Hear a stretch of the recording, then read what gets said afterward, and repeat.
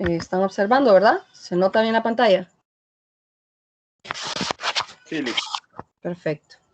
Bueno, entonces, esta práctica es de fitoplancton. Quiero saber, ¿en la clase ya empezaron a ver esto o cómo van? Porque no sé por qué tema van en la clase. Uy, apenas estamos terminando el segundo parcial y digamos que en lo único que quedamos eran los minerales, o sea, creo que en el fósforo, creo que estábamos viendo. Ah, ok. Bueno. Entonces, bueno, un poquito atrasados, creo. Ok, bueno, en esta práctica de fitoplancton vamos a ver un índice, es algo bien general. Entonces, podemos observar en la pantalla, si lo voy a tratar de hacer lento porque a veces algunos tienen problemas de conexión. Y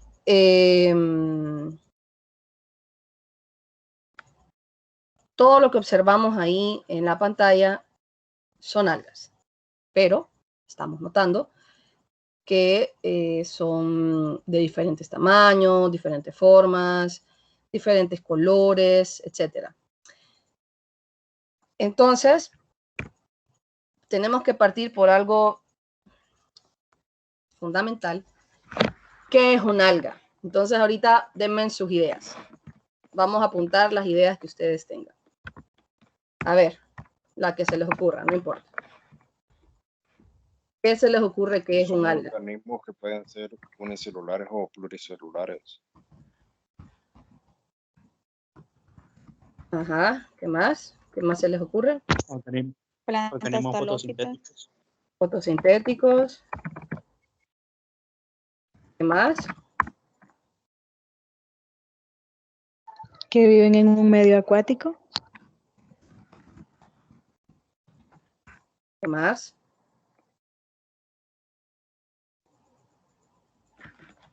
¿Alguna otra idea? Obtienen el, ¿cómo es? El carbono, creo, orgánico. ¿Cómo? Que obtienen el carbono orgánico, creo. No sé si es orgánico. ¿Cómo que lo obtienen? ¿En la respiración o cómo? No, obtienen, sí, de la fotosíntesis. Bueno, vamos a apuntarlo. Ok, ¿más ideas? O sea, ustedes ven un insecto y ya saben, ¿verdad? Bueno, tiene 6 patas, es un insecto. Entonces, ¿cómo, si lo vemos así a simple vista, cómo diríamos, esto es un alga?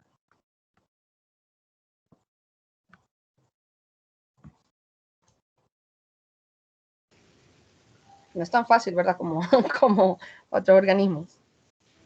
Entonces, bueno, nos vamos a quedar con estos que ustedes han mencionado. ¿O alguien tiene una idea más?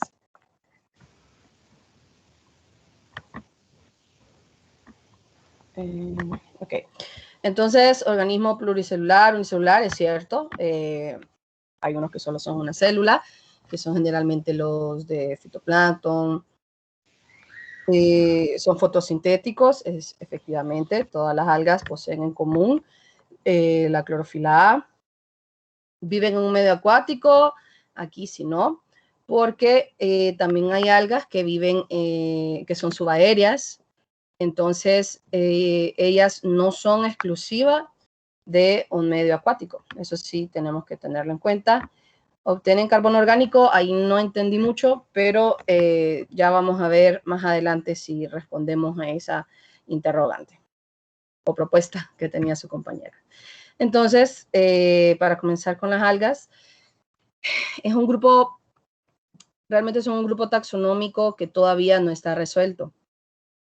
Si nosotros buscamos claves o información de los años 60, de los años 80, de los años 90, vamos a ir observando cómo un grupo antes pertenecía o un alga pertenecía a un grupo y después la cambiaron a otro y después a otro, porque por sus características polifiléticas son bien diferentes entre ellas. Y actualmente todavía se está resolviendo. Recordemos que cuando estamos haciendo una clasificación taxonómica, a priori nos vamos con las características morfológicas, pero cada vez más, para hacer este tipo de clasificaciones, los taxónomos buscan, ¿cómo decirlo?, técnicas moleculares. Entonces, esto todavía no está resuelto y yo les puedo estar diciendo esto y probablemente ayer cambió algo o mañana pudiera cambiar algo más. Entonces, tenemos aquí dentro de estos grupos las algas rojas, las clorofitas, tenemos las algas cafés, las diatomeas. Entonces, como estamos mencionando, alga, ¿qué es un alga? Bueno, según Fernández 2020, ella es una ficóloga costarricense. Primero, son un grupo polifilético, son organismos fotosintéticos con clorofila A, esto es lo común en ellas, producen oxígeno, son simples en su morfología, o sea, ellas no les van a ver ustedes flores ni frutos. Su organización varía desde unicelulares hasta algunas multicelulares de 60 metros, como los montes de kelps, esas son marinas, pero no importa, son algas, pues. Y también tienen diferentes pigmentos en su coloración. Todo eso es un alga, todo eso. Entonces,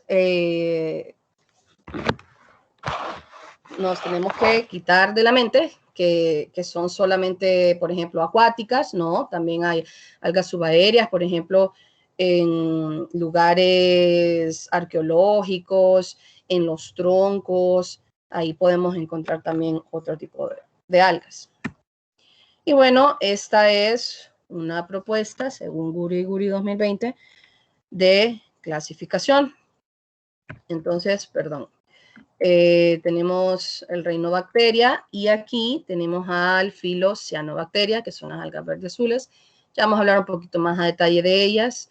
Tenemos el reino protista, que están las euglonofitas.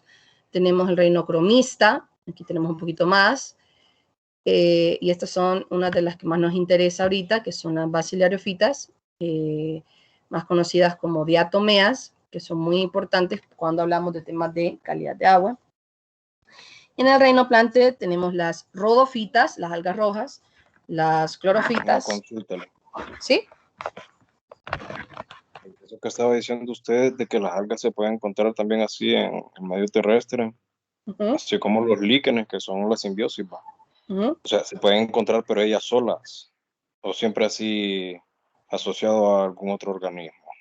No siempre van a estar asociadas a otro organismo. Por ejemplo, hay unas cianobacterias que son subaéreas y están en troncos y no necesariamente están asociadas. Gracias. Bueno, con gusto. Entonces, esta es, como les digo, una propuesta, pero siempre hay que estar como leyendo, buscando claves y todo para alimentarlo porque puede que haya cambiado. Entonces, ¿todas las algas son fitoplancton? ¿Qué creen ustedes? No, la verdad no. Eso de fitoplancton es una clasificación que nosotros como biólogos hemos hecho, pues a todo le vamos poniendo un nombre. Entonces, ustedes se fijan acá, según Wetzel, tenemos que el macroplancton es de más de 500 micras, el microplancton es de 50 a 500 micras, el nanoplancton de 10 a 50 micras y el ultraplancton de 0.5 a 10 micras. Entonces, esto es una propuesta de Wetzel, ¿verdad? Pero ustedes, ¿qué tal le agarran otra bibliografía y en otros autores lo clasifican diferente? Y no es que está mal, sino que es la clasificación de tamaño según X o Y autor. Entonces, recomendarles que cuando estén trabajando con estos organismos, siempre citen en la clasificación, si es con tamaño, a la clasificación de quién se están basando para evitar hacer algún error. Entonces, ¿de dónde viene la palabra plancton? Del griego, de una etimología griega que significa errante. Esto da una idea de su naturaleza, de su tamaño, de su permanencia y de su origen. Entonces, por supuesto, es bien pequeño. Imagínense a simple vista, realmente el organismo como tal no lo podemos ver, pero cuando nosotros vamos a un cuerpo de agua que está eutroficado o eutrofizado y vemos esas manchas verdes, imagínense cuántas algas tienen que haber ahí para que nosotros estemos mirando esa mancha, ¿verdad? Entonces, para que nos hagamos una idea de cuántos organismos pudieran haber. Entonces, bueno, aquí les pongo solo para un dato, ¿verdad? Para que nos ubiquemos más o menos cuánto es una micra. Entonces, vamos a hablar un poquito de las que son las cianobacterias. Importante, ellas pertenecen al dominio bacteria. Es un poco más fácil identificarlas en el microscopio porque son muy sencillas. Sus formas son sencillas. Son conocidas como las primeras algas. También aparecieron son las primeras, de hecho. Entonces, hace 3.2 millones de años, más o menos se establece que ellas pudieron haber aparecido. Y como les mencionaba, que estas clasificaciones han ido cambiando nombres, un grupo ha estado en uno, luego en otro. Entonces, ustedes, cuando hablen de cianobacterias, ahorita, de hecho, se conoce como cianoprocariontes, unos las llaman así, otros cianobacterias.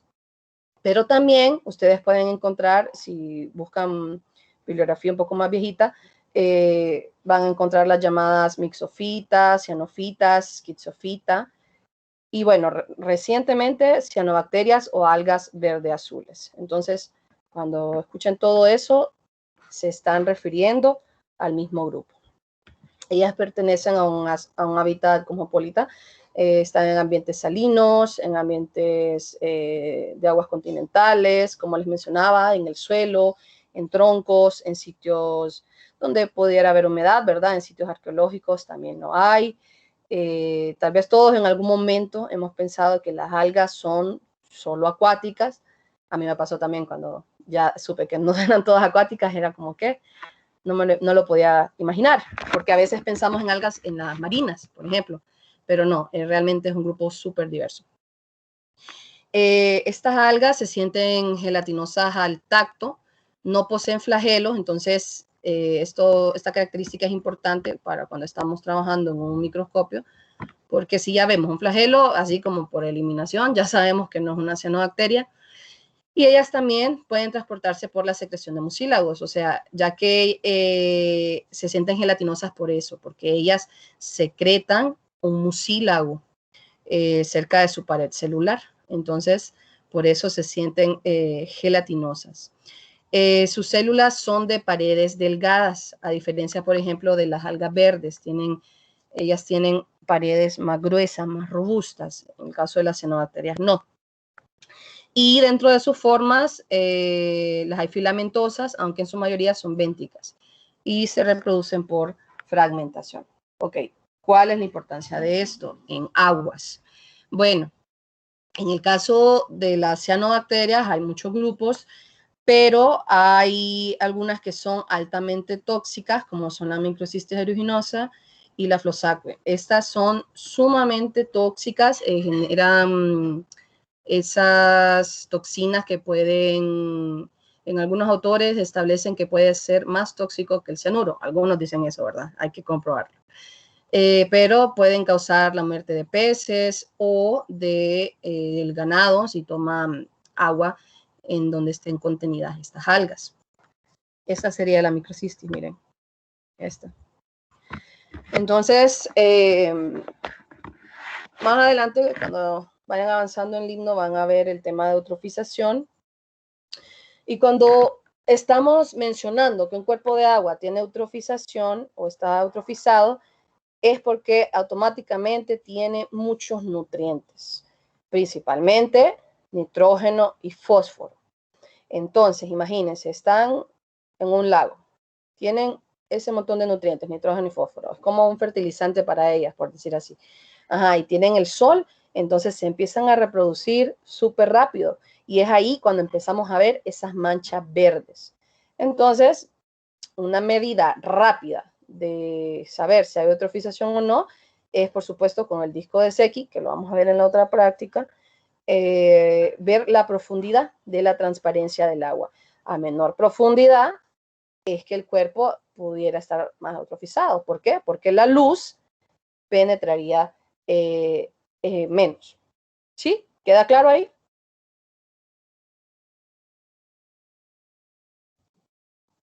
Sí, Lick. Ok. Vamos con las algas verdes, que son las clorofitas. En el caso de las clorofitas, el 90% de ellas viven en agua dulce, son ancestros de las plantas terrestres, como ya lo vimos en la segunda diapositiva que les coloqué. Viven en aguas poco profundas, son unicelulares, de vida colonial y filamentosas. Las colonias de, por ejemplo, aquí tengo que aclarar, todas las cianobacterias tienen mucílagos, sí. ¿Todas las cianobacterias son tóxicas? No, solo algunas especies.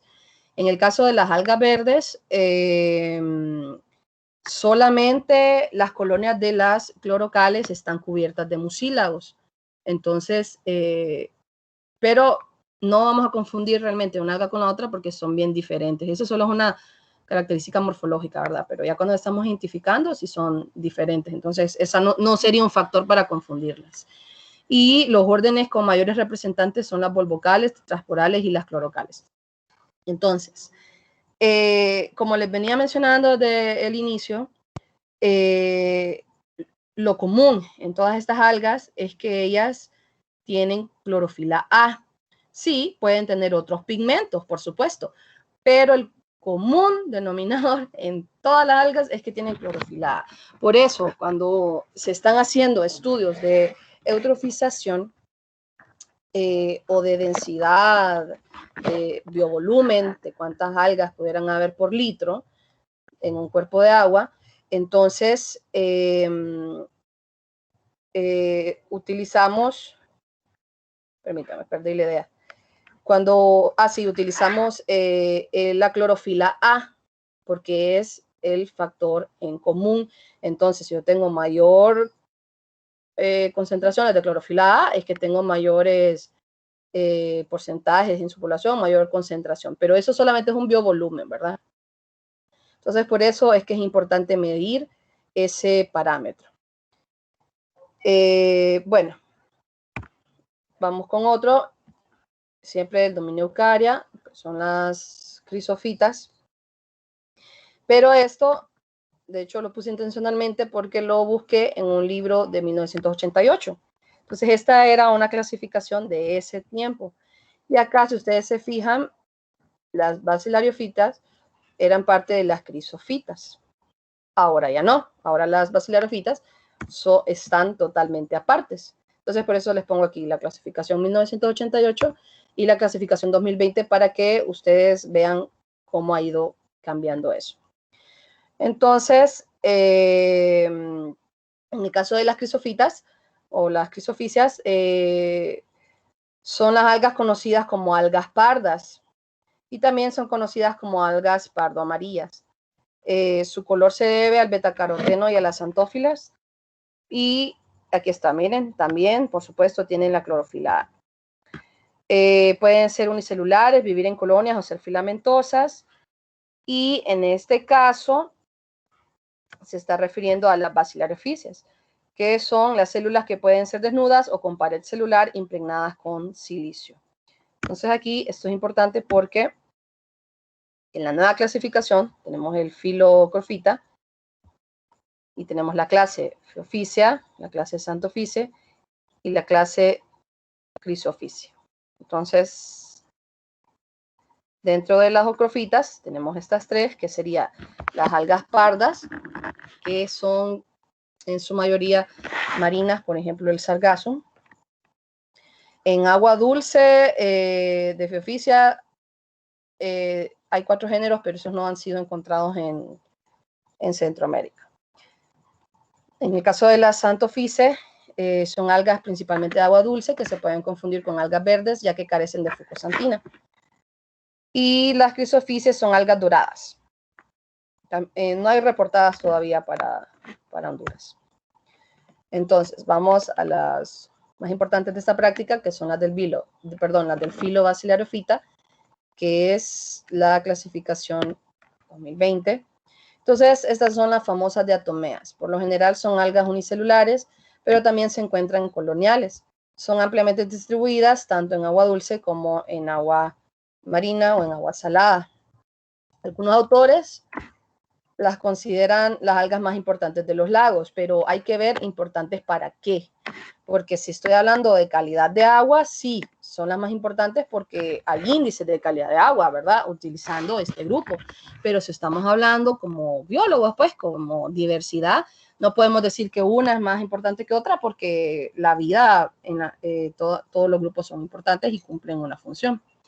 Entonces, eso de importante dependerá el uso.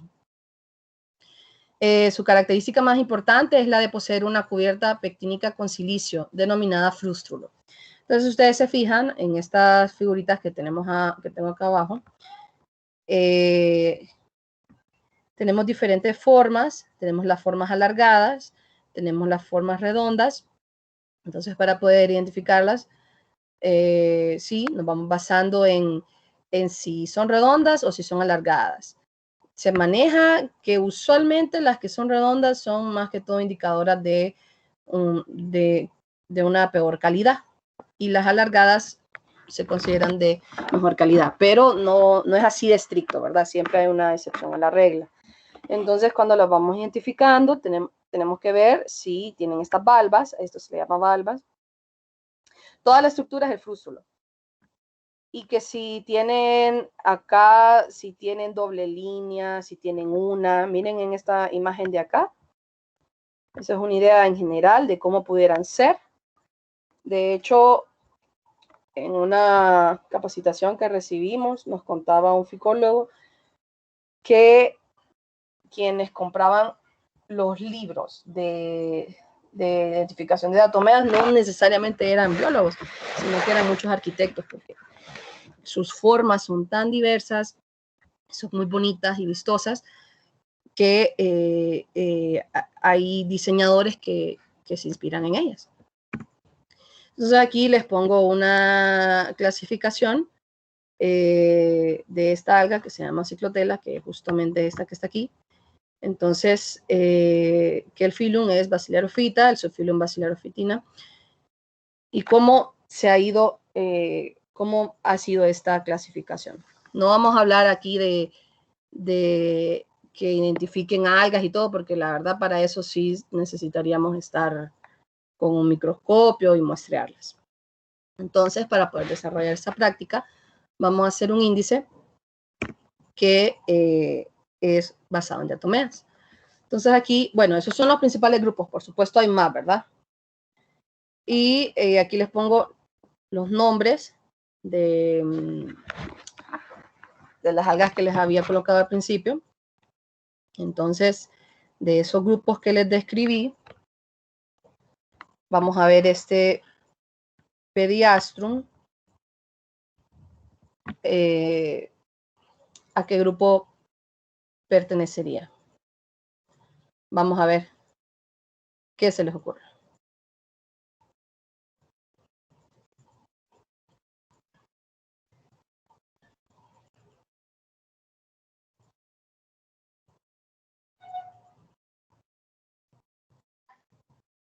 ¿Sería una cianobacteria?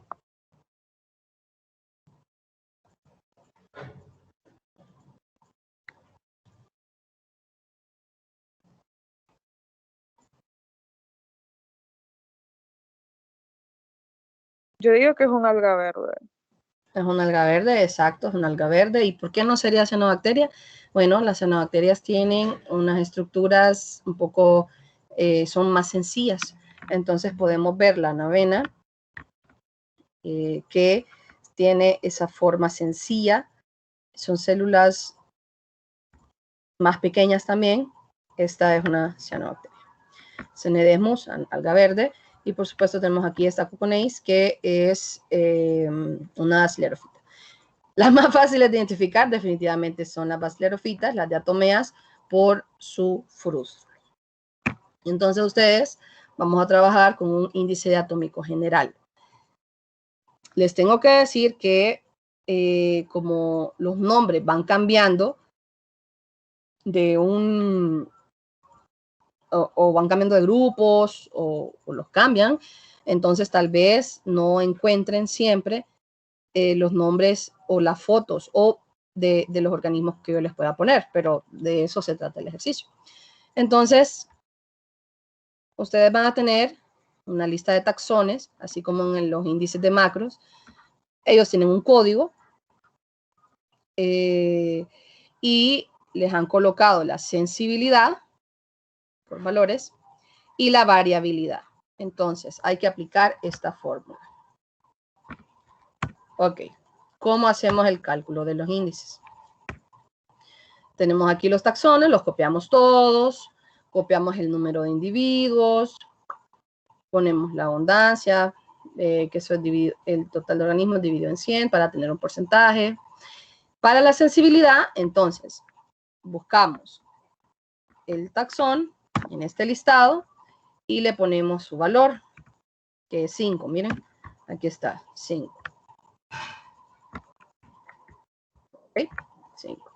Y luego para ese mismo taxón buscamos la variabilidad, y aquí está, es 1. Entonces, para poder, la fórmula, la verdad que aquí se ve como un poco extraña, pero no, es bien fácil. Entonces, ¿qué hacemos? Multiplicamos B por A, la variabilidad por la sensibilidad, que aquí está, y luego sumamos ese valor. Y luego multiplicamos S por B por A, y luego sumamos ese valor. Y posteriormente hacemos la división de estas tres variables, SBA, entre estas dos.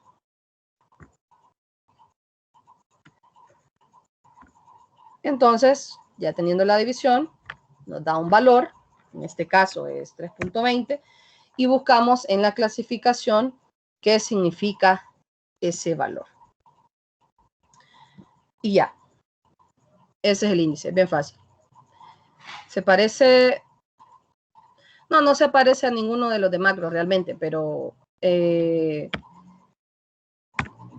tengo que mencionar que para aplicar estos índices, al menos es más común usar el de macroinvertebrados, porque los tenemos de manera regional, hay en Costa Rica, en El Salvador, pero en el caso de estos del índice atómico, por ejemplo, en Europa, en Francia, no lo tienen por país, lo tienen por región, porque cada cuenca puede tener características diferentes, niveles de contaminación diferentes, orígenes también de esa contaminación diferente.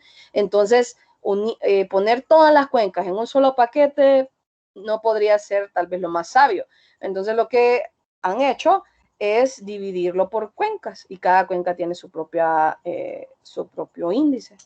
Entonces, bueno, pues solo un vistazo para que vean cómo funciona esto. Entonces, ¿qué van a hacer ustedes?